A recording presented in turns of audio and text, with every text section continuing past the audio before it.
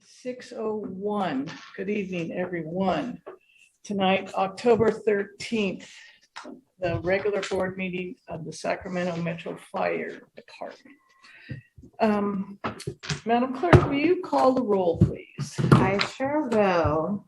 Good evening, everyone. I will begin with Director Gould. Present. Rosali is absent this evening. Director Wood. Present. Director Sheets. Present. Director Rice is still working on logging in, so he is absent for now. Director Jones. Here. White. Here. Clark. Present.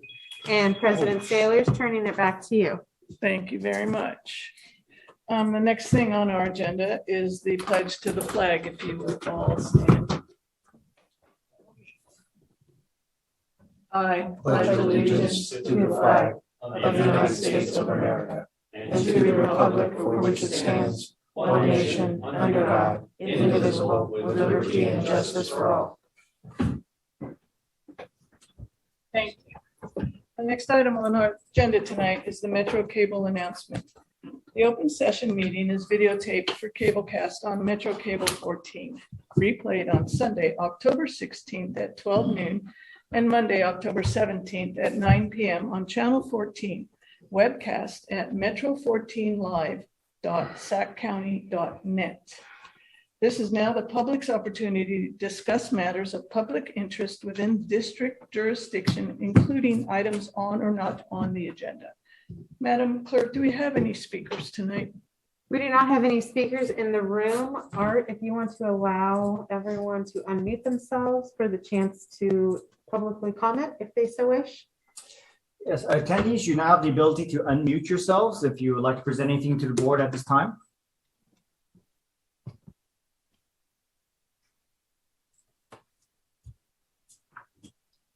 No response.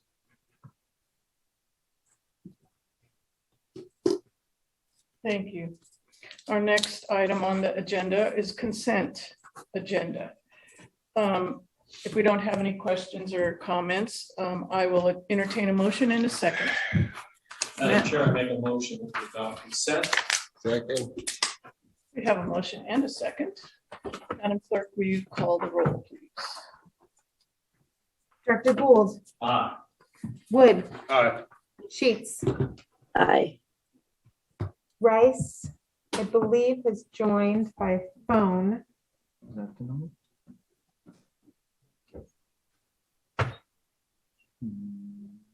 Maybe not. Jones. Aye. White. Aye. Clark. Aye. And Saylors. Aye. Motion passes.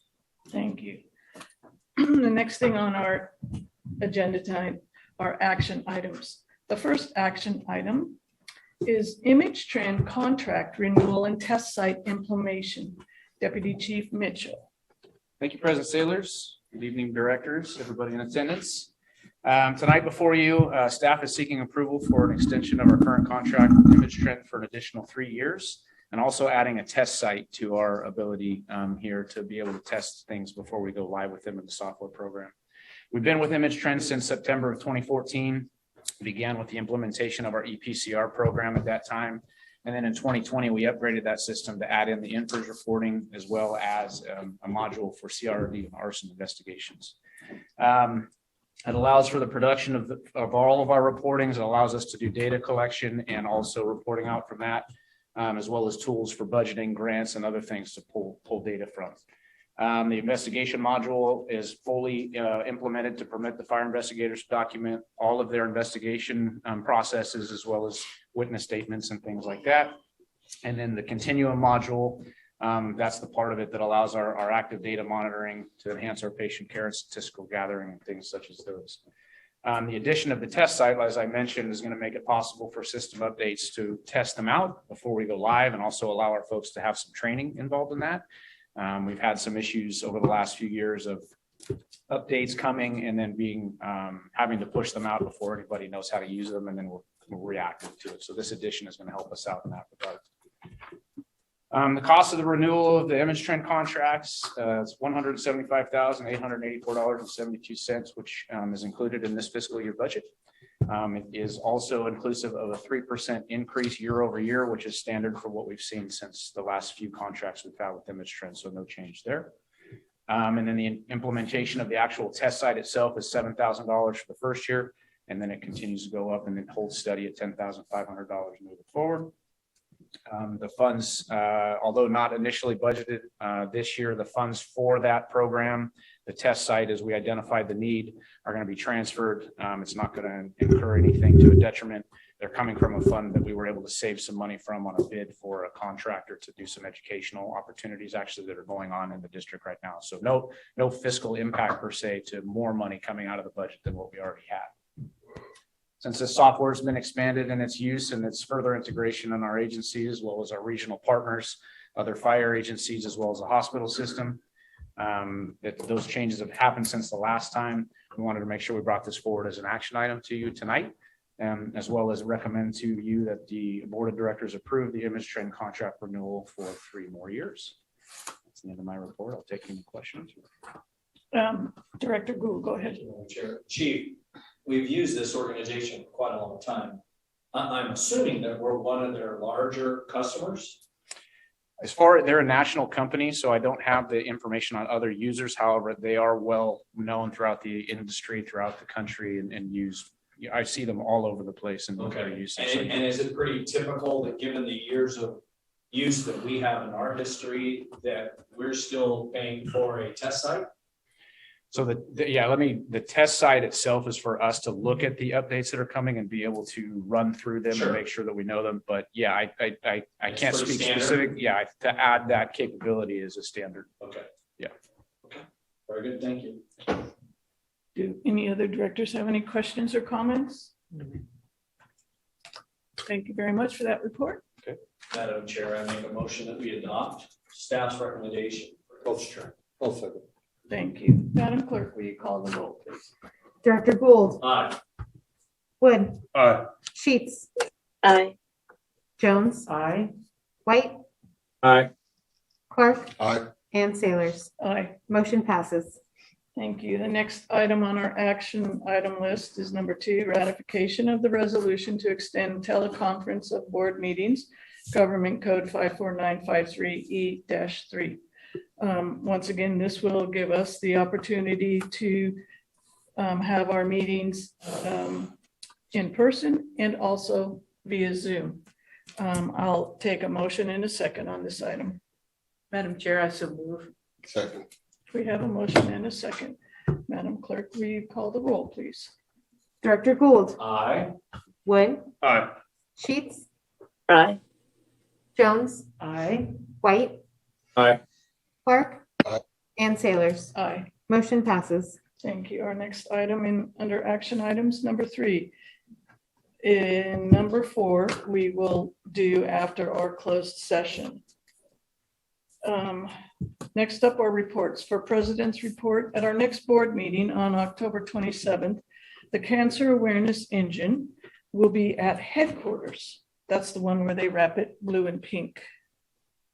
I would like to invite all of my fellow directors to join me in viewing the engine beginning at 5:30 at our next board meeting. Is that the 27th, did you just say? Yes. Okay. Is that right? Are we having a meeting on the 27th? Yes. Excellent. Yes, October 27th. Typically we have one in the month of November and December, but. We're in Oh, October. We're in no, we're October. still in October. Oh, and you're talking about. October Keep 27th. going. We're all You the were on same. that asteroid that got pushed, huh? Yeah. Okay, good. We're all caught up now.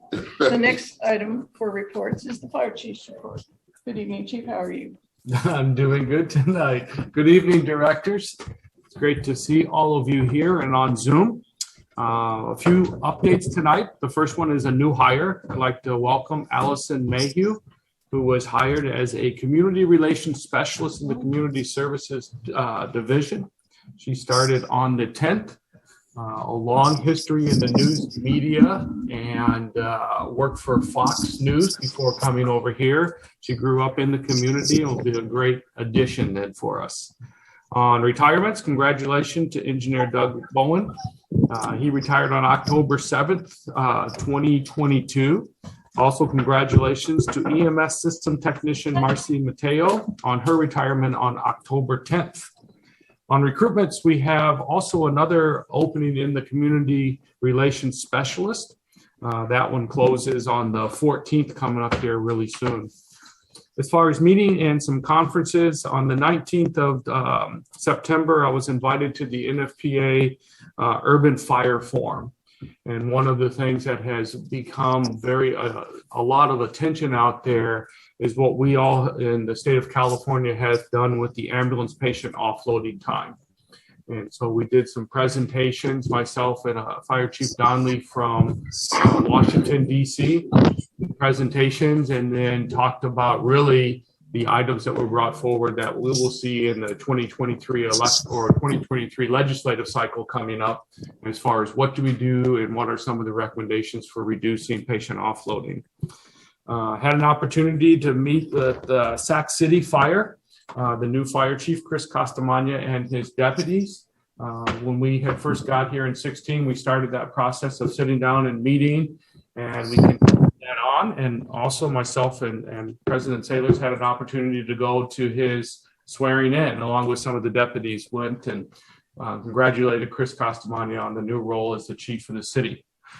Labor management was held on the 28th. That was our monthly meeting. This month it was down at the Union Hall.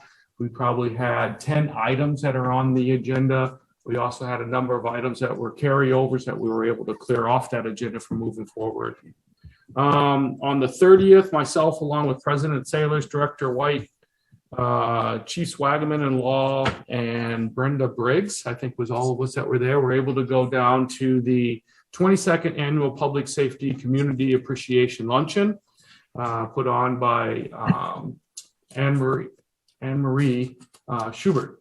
And really the focus on it was raising awareness on fentanyl-related deaths. And Director White got up and was one of the panel members. And one of the things that I thought was really something that I hadn't really heard a lot of, but the changing of it from an overdose to a fentanyl poisoning, and changing the framing of that, and how is that happening.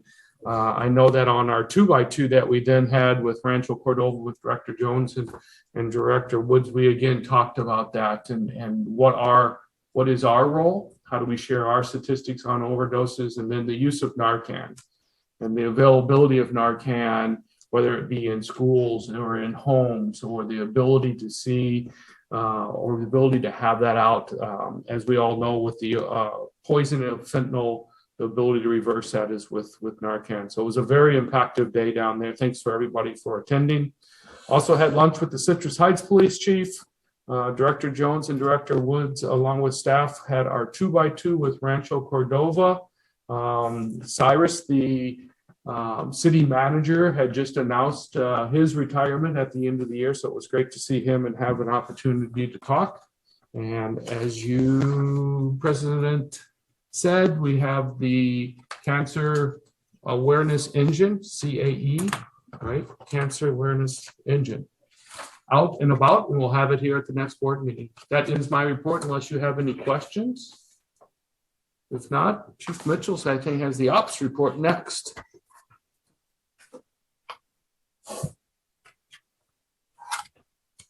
Okay, hello again. And just to the point of the cancer engine, cancer awareness engine, engine 61 during that time frame will be functioning as that apparatus. We're moving it around the district. So that the week of the board meeting, that will be at engine 61, and they'll be here. So a few items tonight. Statistics wise, we've run 6,089 total incidents since our last report on September 22nd, but it's an average of about 290 incident calls per day for our folks. About 188 fire incidents have been responded to, about an average of 9 calls per day.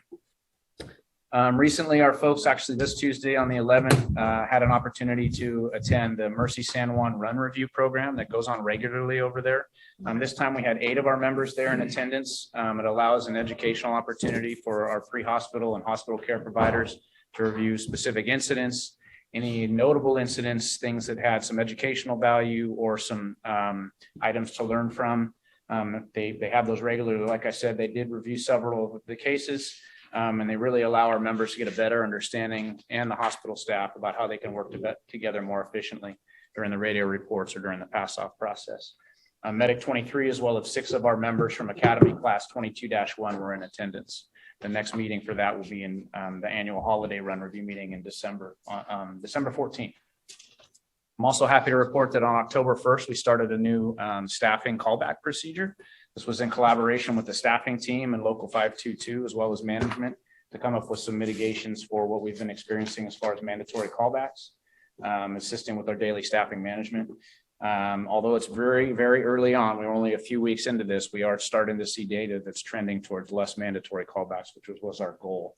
I do want to really reinforce the appreciation of the collaboration between 522 and us to get that out there as a pilot project for a year, to try it out and make sure that we do the best on continuing to adapt to the environment we're working in. Like I said, that we will need to wait a little bit longer before we draw final conclusions on the effectiveness of the procedures, but it is very promising right now. And then the last thing I have, timely with the chief's report on the fentanyl overdose epidemic that's going on. On October 8th at 0500 hours, Engine 24 and AMR 801 were dispatched for a possible overdose incident. En route, fire dispatch updated there were a total of 3 patients on scene, with 2 of them unresponsive and chest compressions being performed by bystanders. Engine 24 initially added Squad 24, Medic 109, and Medic 23 to the incident as well. The captain was very in front of it. Once they arrived on scene, the crews managed all 3 patients that were suffering from the effects of a possible fentanyl overdose. Engine 24 Company Officer Captain Stephen Perry managed what could only be described as a very chaotic scene, with 3 separate critical patients going on at the same time and managing all those members. Engine 24 and Squad 24's crew maintained care of those 2 patients under CPR while being transported and assisted with treatment en route to the hospital. Great. I just want to say again, great job by all those members involved for maintaining their composure, professionalism, and high level of patient care during a very difficult incident. But it does reinforce what the chief was talking about and what District Attorney Schubert was bringing forward about the fentanyl epidemic and what we're going to do moving forward. So if there's any questions into my report. Thank you. Thanks. Up next, we have firefighters local 522. Good evening, directors. We too would like to wish Marcy and Doug well in their retirement. They're going to be missed, and welcome Allison to the organization, and we'll be bringing her into 522 next week. Since we've met last, there's been a lot, because it's been a little bit since we had a meeting. Multiple service delivery meetings have taken place, and I want to thank everybody in those groups who continues to put in the hard work to look at some of our opportunities to change deployment. There's a lot of conversation around adding ambulances, around potentially BLS ambulances come November 1st, as the chief has directed. And just like Chief Mitchell shared, by adding that first responder, Squad 24, and coming together, labor management, looking at that and the Service Deliveries Committee recommendation, I think those examples, along with others that we have, really solidify that as a jumping off point to look at how we can increase our services going into 2023 and 2024. It's exciting to add an additional first responder, and then hearing the impact that they have time and time again. That's a really positive thing, and that's not happening by accident. There's a lot of work going into that. So thank you to everybody that's doing that. We also, like the chief said, had a labor management meeting that was very productive, got through a number of items. So appreciate the opportunity to continue to have those meetings. And I think we're doing things that benefit the membership and the community and the organization every time we get together.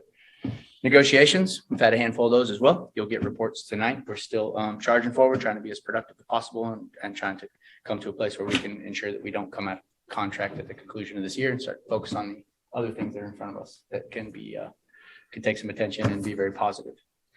We did implement the alternative callback model that came from 522 members. We didn't just move forward blindly in that. We've been talking about it for actually years and really aggressively for 8 to 9 months since coming into this position. We wanted to make sure that it was vetted through and that the membership had an opportunity to voice some of their concerns and talking about that with management. And now that we are moving in that direction and the pilot is underway, we have seen some positive outcomes from it. So again, like we've said time and time again, we don't take the staffing challenges lightly.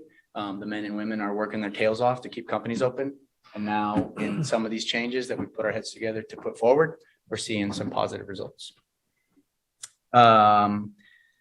Good luck to everybody taking the engineers test this week. So at the completion of this test, we are hopeful that we will have the engineers rank full for the first time in, let's throw a number out there, 17 years. It's been a long time since we've had engineers in every seat in every firehouse. And I think with the qualified folks taking the test this time and the amount of vacancies that we have, I'm thinking this is the one where we will actually have a list standing. So good luck to everybody. I was very fortunate to be able to participate in the Star 6 charity golf tournament to support our brothers and sisters at Sacramento Sheriff just last week. And that was a very positive event, as well as very fortunate to participate in the Legends Golf Tournament that CLC puts together, being out there with Director Clark, other members of 522. It's just a really good fundraiser, benefits the United Way and some other groups. And so that was a good thing. And I was glad that we had members that participated in that. General membership meeting today was well attended. Still looking at other things that we can do as a group to ensure that we're offering a high level of service to our communities. And I did today get the honor guard to schedule, as requested, posting our colors for us here at our November board meeting, which I do believe there's only one in November, correct? And that one on the 10th. I also have asked that they give a presentation for what they do for not just our community, but really across the country, and all the strong work that they do and their level of commitment. So pencil that on your calendars for November 10th. And to kind of reiterate both what Chief Mitchell and Chief Harm said about the public safety launching on the 30th. I didn't realize the impact that the fentanyl poisoning had on Director White's family specifically. It was very powerful to hear him and share his story, and just the overall awareness in the room. 522 was a sponsor of that, so we had a table right up front. I got there a half minute late, so I was facing away from the stage, and when they put the video on, I had to turn and face the screen, and all my 522 brothers and sisters were behind me. As they played the video that shared the impact on our local families as they've lost their loved ones. I mean, I'm a softie. I choke up every time they show those videos of people coming home from the military and surprising their kid at school. I just kind of came unraveled facing that video, and I couldn't turn around and face the rest of the room for a good solid minute. It impacted me significantly enough that I went home and shared it with my son and wife. And we had another emotional moment. And then I shared that video over our app with our membership. And I got multiple messages from brothers and sisters here at 522 who have experienced very challenging situations with their own loved ones. I had no idea. So this threat, this attack on our kids, and not just our kids, really all of our loved ones, is real. And so I would recommend that if anybody watching Zoom or in the room or on the board hasn't gone to onepillcankillsac.com, you go and listen to the stories, and we come together to try to find whatever solutions we can. We'll continue to respond as Engine and Squad and Medic 24 did, but we got to get out in front of it because by then it's usually too late. So with that, I appreciate your time, and I am contained unless you have any other questions. Can you repeat that again? Was it One Pill Can It's Kill? onepillcankillsac.com. Okay. The One Pill Can Kill movement, there's a lot of different links nationwide. There's a specific one to Sacramento that shares stories of our local families that have lost loved ones and been impacted. And our own Director White is on that site. Right. Thank you. Anything else? Thank you. Next up, committee and delegate reports. Executive committee to be determined. Communication Center, JPA, Deputy Chief Wagaman. Good evening, President Sailors and directors. The JPA Dispatch Board last met on October 11th. During that meeting, we had the opportunity to meet the part-time new medical director at the Dispatch Center, Dr. Knight. She's also the now full-time new medical director at Consumnes Fire.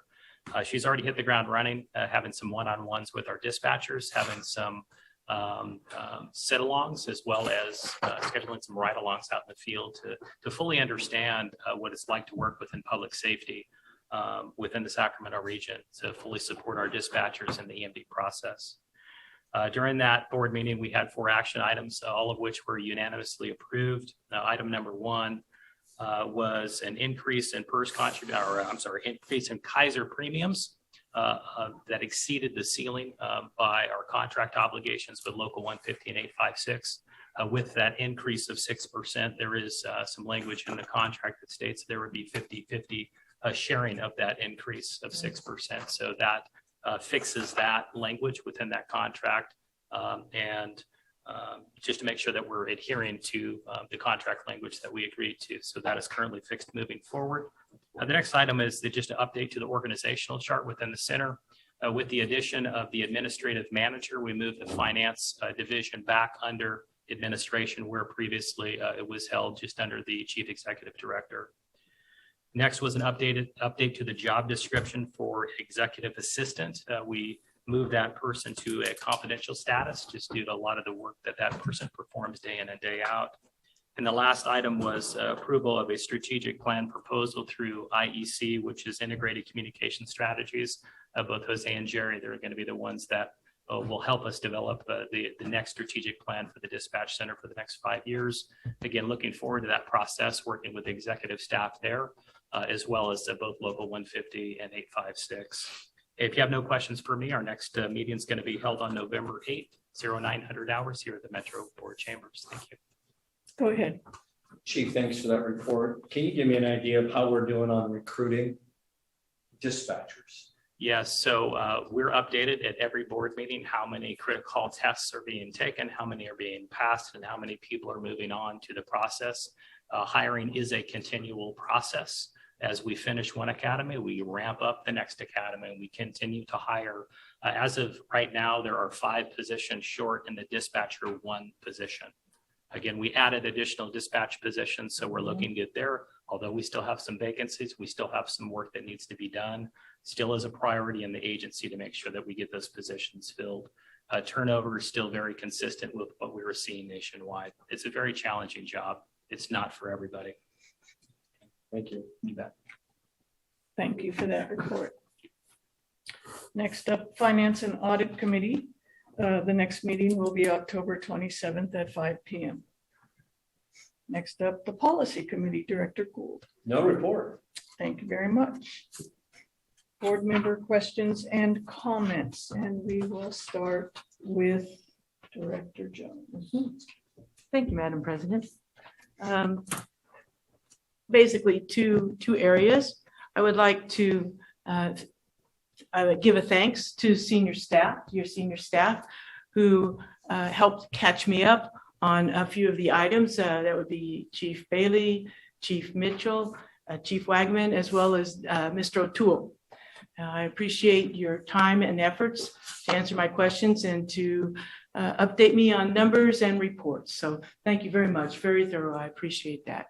And we had our Rancho 2x2 that was very successful. I am sorry to see Cyrus retire because he's been a very staunch supporter of Metro Fire. We wish him all the best in that. And then we do have our 2x2 with the county coming up next week. And again, continuing to maintain our relationships and have very productive back and forth discussion about issues. So thank you very much. Thank you. Director Rice, would you like to make any comments tonight? Thank you, Madam President. And I finally made it on. Modern technology is just amazing. I wanted to congratulate all, not only on the good job that's being done on behalf of Metro Fire, but I really appreciate all of the support staff and everybody that works behind the scenes to make this machine go. And I'm continually amazed. And I just want to let everybody know promotions, retirements. I wish everybody the best. Secondarily, Madam President, we talked briefly, but this is Cancer Awareness Month in November. And I do want to begin to socialize in front of the board. SB 1127 was just signed by the governor, and that is a form of workers' compensation reform that specifically addresses workers' compensation and our cancer presumptives for firefighters. And probably one of the more frustrating events for me has been watching our members over the last 30 years not have an easy time in the comp system. And the comp carriers have figured out all they need to do is deny claims, and one of two things is going to happen. The person's going to go away and go to their private insurance, or they're going to die. And they do have a number of those instances, not Metro Fire, but in the California Fire Service, where the members passed away before they were even done with their comp process. And where I'm going with this, and I know that recruiting is an issue all over the state of California, a good contract, good working conditions, all those things are highly important, but it's going to be the little things that are going to bring people to Metro Fire. And one of the things that I am going to be proposing in a resolution is that if we have any member on a cancer diagnosis, that they immediately go on workers' comp, that they're immediately put on 4850 as appropriate, and they concentrate on getting better. And I'll tell you the reason that I have this hardline feeling towards this is I did actually do this with Metro Fire. It's been over a decade, and it was very frustrating. We had a member that had, in her terms, simple breast cancer, and she had a single mastectomy and chemo and radiation, and she was determined cancer-free. But the frustrating part was that I could not get the comp carrier nor the department to recognize it as presumptive. And the same laws were in effect 10 years ago as they are today. And that's what's going to separate us from everybody else, is beginning to take care of our members in these areas that generally people slip through the cracks. So I intend to be very aggressive on our presumptives. And, the simple issue is this: cancer presumptive and cardiac presumptives have been in place, so cancer in particular, for 40 years, 40 years. You can't tell me that a workers' comp company can't, in less than 48 hours, say, we agree it's presumptive, or you damn well better present your case that it's not.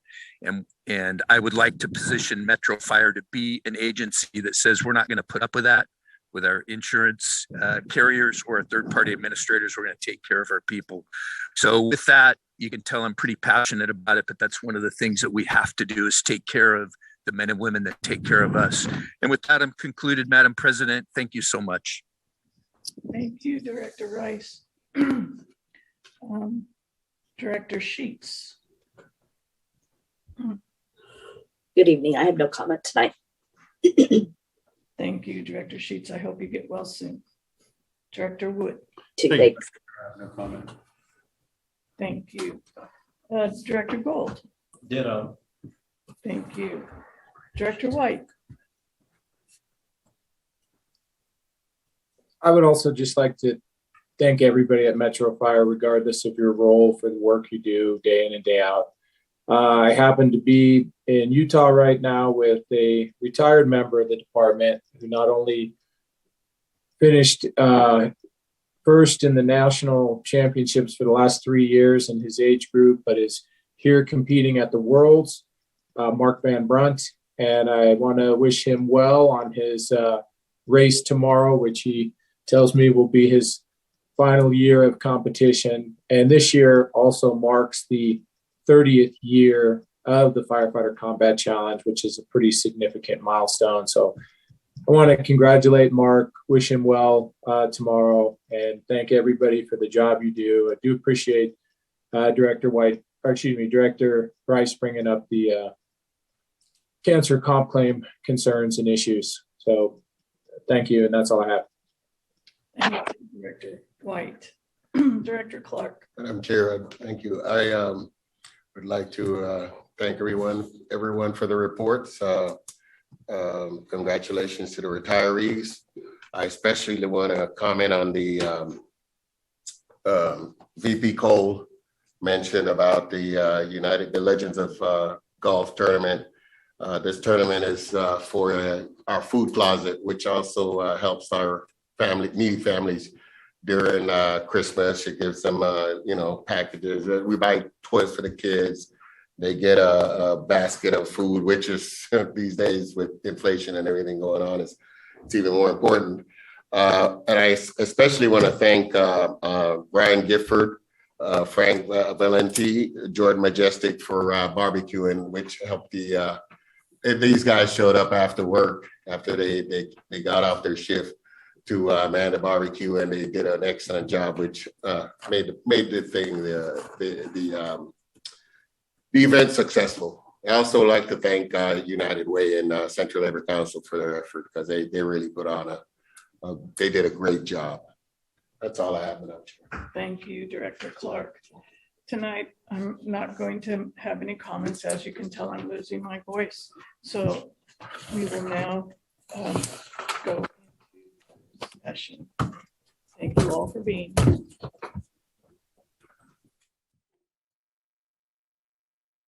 Oh, it looks like you're here. Okay, let's start recording. Recording in progress. And then we can have Council Lavra report out, please. Thank you, President Sailors.